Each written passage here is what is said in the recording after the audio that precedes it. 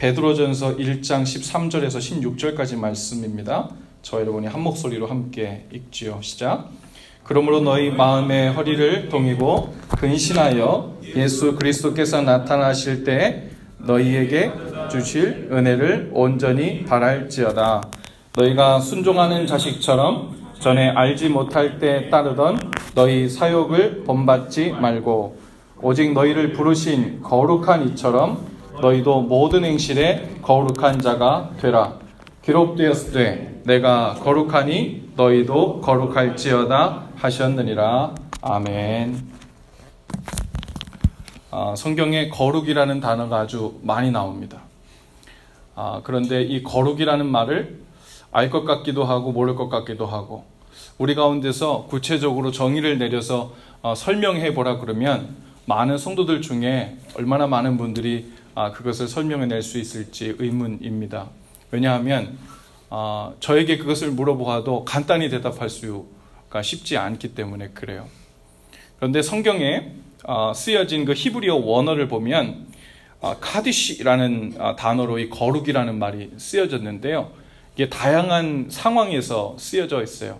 단가지 하나의 의미가 아니라 이 거룩이라는 말이 쓰였을 용례를 보면 우리가 그 가운데 이 거룩이 무엇에 집중하고 있는지, 무슨 의미를 공통적으로 갖고 있는지를 우리가 알아볼 수 있습니다. 이 거룩이라는 단어가 쓰였을 때가 어느 때냐면 자신을 하나님께 드린 사람에게 사용됩니다.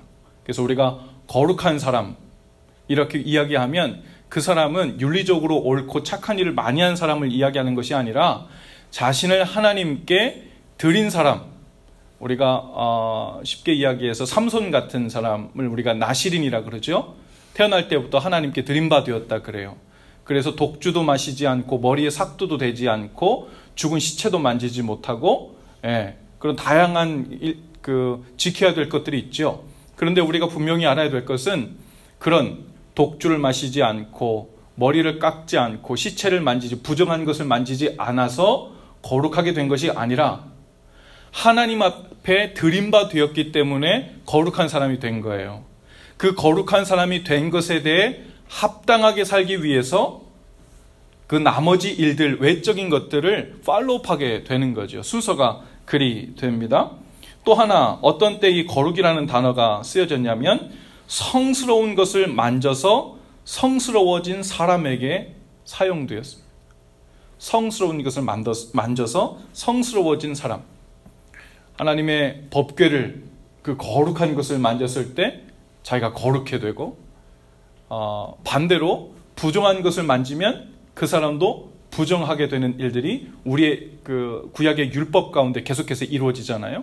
그래서 예배하는 중에, 제사를 지내는 중에, 혹은 하나님께 제물을 드리러 오려고 하는 사람이 그 며칠 안에 어떤 죽은 시체를 만졌든지 혹은 부정하게 되는 어떤 일을 겪게 되면 그 제사 드리는 것에 참여하지 못하게 되는 그런 율법들이 생겨나게 되죠.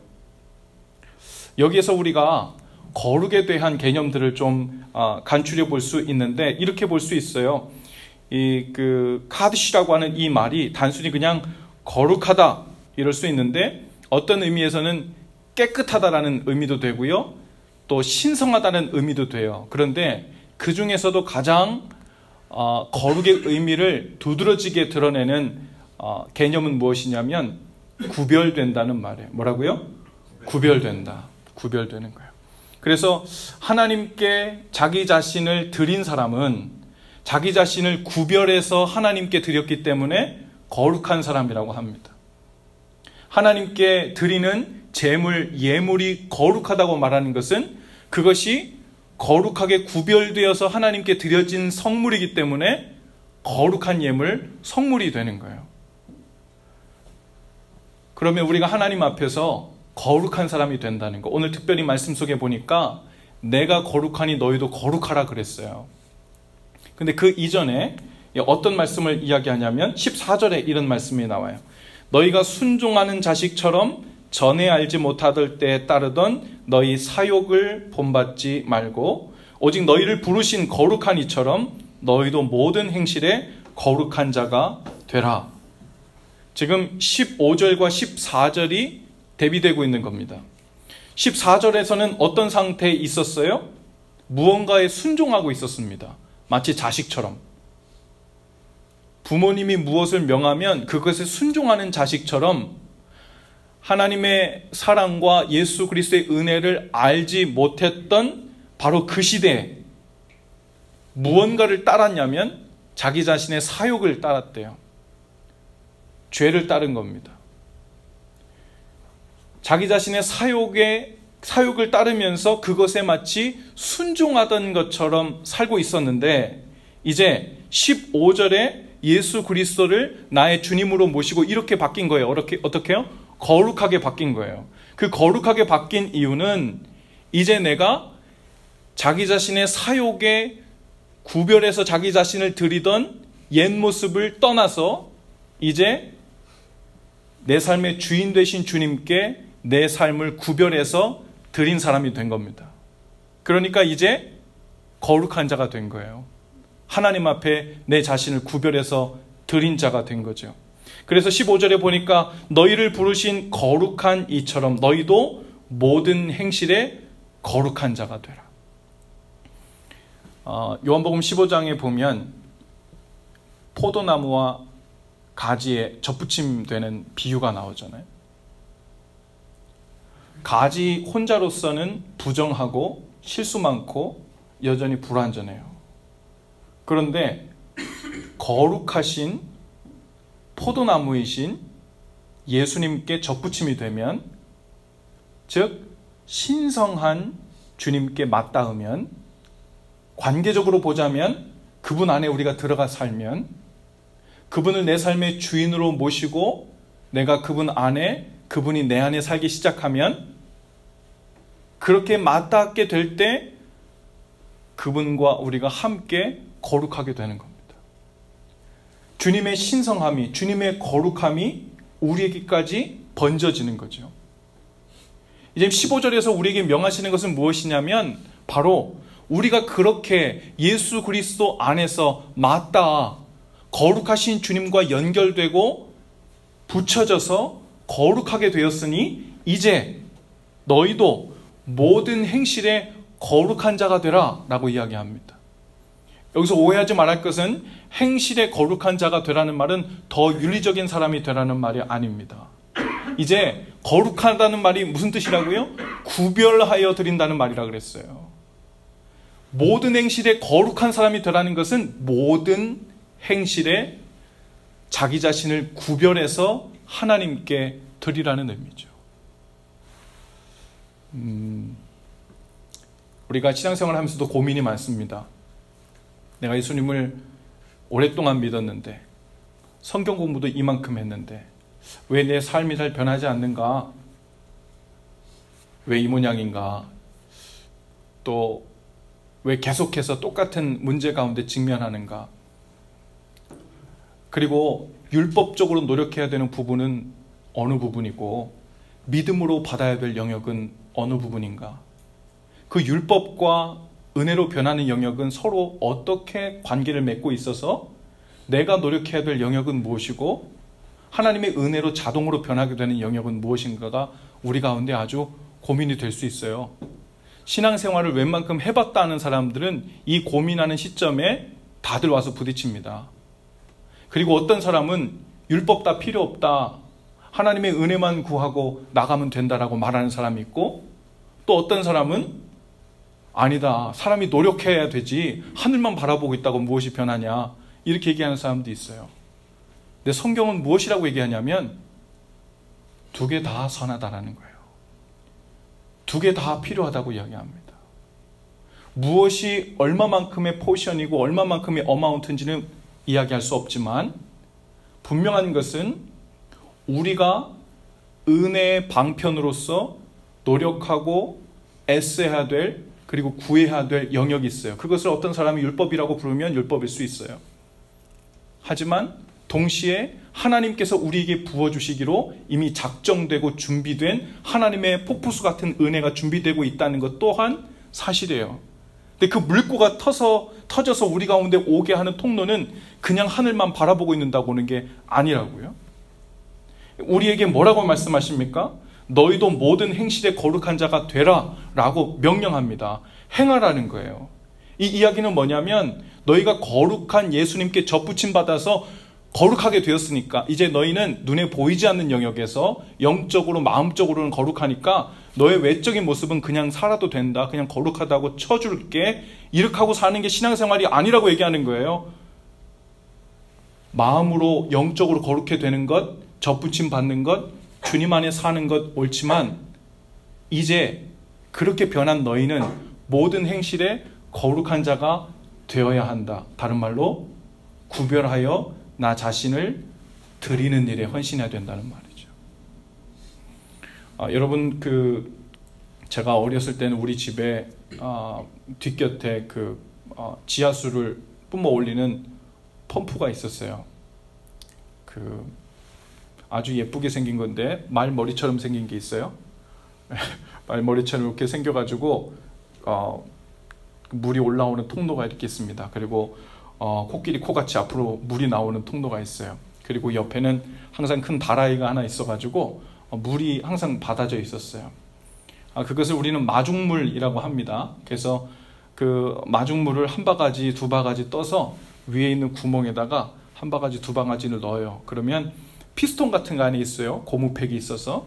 그리고 있는 힘과 그 펌프질을 해야 됩니다. 그러면 처음에는 뻑뻑뻑 소리가 나요. 그 압력이 이제 계속해서 맨 밑에 있는 물들을 조금씩 바닥에 있는 걸 끌어올리는 거죠. 그래서 한번 물이 탁 터지면 콸콸콸콸 계속 쏟아지죠. 할 때마다. 이 말씀을 묵상하는데 그런 이미지가 제 가운데 떠올랐어요. 어떤 사람은 저 지하수처럼 엄청나게 많은 하나님의 은혜가 준비되었다는 것을 알긴 알고 믿긴 믿어요. 그런데 뭘 안 하냐면 펌프질은 안 해도 되는 줄 알아요. 그냥 믿고 기다리면 어느 땐가 저 지하수가 자동으로 터져 올라와가지고 콸콸콸콸 쏟아진다고 그래. 왜 하나님 나는 잘 믿고 기다리는데 왜 지하수가 펄펄펄 펑펑펑 쏟아져서 제 삶을 적시지 않나요? 하고 서운해하고 원망한 눈빛으로 바라보며 신앙생활을 하는 사람도 있어요. 그 기간이 생각보다 긴 사람도 있습니다. 근데 어떤 사람들은 열심히 펌프질을 막 해요. 근데 뭐를 그 안에 넣지 않아요? 율법적으로만 하는 거예요. 내 열심으로만 하는 거예요. 열심히 노력해가지고 성격도 변화시켜 보려고 하고 열심히 노력해가지고 규칙도 만들어 보려고 하고 그것만 하는 거예요. 거기에는 하나님의 은혜를 믿고 하는 그 부분이 빠졌습니다. 말하자면 그것이 정확하게 이야기할 수는 없지만 마중물이라고 이야기할 수 있을 것 같아요. 믿음으로 시작해서 마중물을 부어놓고 그 위에 우리의 있는 힘껏 펌프질을 해대는 하나님의 은혜의 통로, 은혜의 방편을 구하는 우리의 열심이 함께 되어질 때 처음에는 뻑뻑뻑거리고 별 은혜가 나오지 않는 거고 생각보다 오래 걸릴 수 있을 수 있지만 하나님의 은혜가 뿜어져 올라오기 시작하면 콸콸콸콸 쏟아져 나와서 이제 웬만해서 멈추지도 않아요. 제 경험으로는요, 어렸을 때 그 물을 좀 다라이에 받아놓으라고 우리 어머니가 저에게 이야기하면 제가 펌프질을 처음 할 때는 무지 힘들어요. 20번, 30번 정도 해야 아마 이렇게 올라왔던 것 같아요. 그런데 한번 뿜어져 올라오기 시작하잖아요. 압력에 의해서 한번 물이 앞으로 이제 뿜어져 나오기 시작하면 펌프질을 하다가 펌프를 놨는데도 물이 계속 나와요.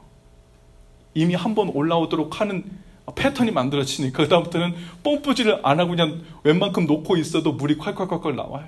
중간에 물론 어느 정도 시간이 지나면 또 펌프질을 해야 됩니다. 오늘 하나님께 우리 자신을 구별하여 드린다는 일, 거룩하게 드린다는 일, 이것은 믿음으로 이야기할 수 있지만 이 믿음 안에는 우리를 구별하여 헌신하여 주님께 드리는 구체적인 행위까지 같이 들어가 있죠. 오늘 이 시간에 하나님 앞에 우리 자신을 구별하여 드리는 시간이 될 수 있기를 바랍니다. 하나님께 구별하여 드린다는 것은 그분의 뜻을 위해 드리는 거예요. 오늘 이 자리에 모인 것, 그분의 뜻을 위해 기도하러 모였습니다. 오늘 우리 자신을 구별하여 주님 앞에 드리십시다. 하나님이 주신 이 목소리와 마음과 열정을 다해서 주님께서 마음 두시고 계신 그것을 위해서 함께 구하고 기도할 때 오늘 하나님께서 우리를 통해 그 거룩함을 성물로 받으시고 영광 받으시고 또 우리의 기도 한 발을 가지고 그분의 뜻을 이루실 줄로 믿습니다. 기도합시다. 하나님, 오늘 이 저녁에 주께서 우리를 사용해 주시기를 원합니다. 우리 혼자서는 부정하고 면목 없고 부족할 뿐이지만 오늘 믿음으로 주님 손을 맞잡고 우리도 거룩하여져서 거룩하신 주님의 뜻을 헌신함으로 기도 가운데 감당하기를 원합니다. 연약하여 기도할 줄 모르고 믿음을 드리고 우리의 헌신을 드릴 줄 몰라도 주님 이 시간 오셔서 우리에게 거룩한 열심과 지혜의 마음을 허락하여 주셔서 주님 원하시는 그 거룩한 역사가 우리 기도를 통해 시작될 수 있도록 은혜 베풀어 주시옵소서. 많은 일을 열심으로 우리가 감당했지만 그 결과와 열매가 맺어지는 모든 일은 우리의 기도를 통해 이루어지는 줄로 믿습니다. 우리가 이웃사랑으로 모여 패킹도 했습니다. 또 헌금도 해서 선교지에 보내기도 합니다. 그러나 영혼이 변화되고 영혼이 살아나는 일은 기도를 통해 성령을 통해 나타나는 줄로 믿사오니 오늘 우리의 기도를 받아주시옵소서. 사용하여 주시옵소서. 구별된 우리의 헌신을 사용하여 주셔서 하나님의 거룩하게 만드는 역사가 더욱 확장될 수 있도록 은혜 베풀어 주시옵소서. 예수님의 이름으로 기도합니다. 아멘.